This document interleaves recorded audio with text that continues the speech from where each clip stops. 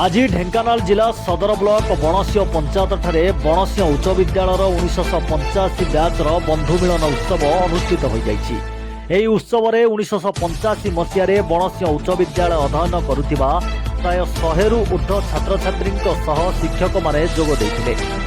सकाळ 10 घटिका ठारू अपराह्न 4टा पर्यंत बणसिंह पंचायत परिसर खूब उत्सव मुखर रहितिला एवं दीर्घ अनेक वर्ष पर निज सांगसाथी एवं प्रिय शिक्षकों पाई छात्र छात्री माने बेस आनंदित हेबा सह अतीत विद्यालय शिक्षा जीवनर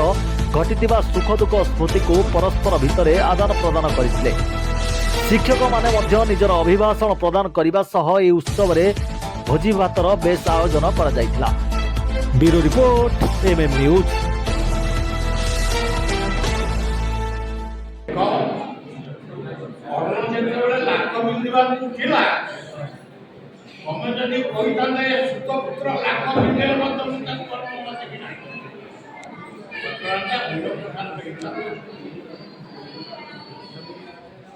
मूर्ति पूजा करुचंदी तमे पांच भाई जाका तुमको धरिक आजले तमे जे भक्ति रखु युधिष्ठिर पहिले मां तो भला जिंस आनी मां पहिले तो पांच भाई ला अटी खाओ तेणु ये होची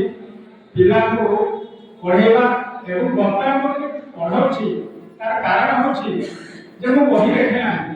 एबी मो बही देखे ना बही तुम करा सब पाठ पढ़े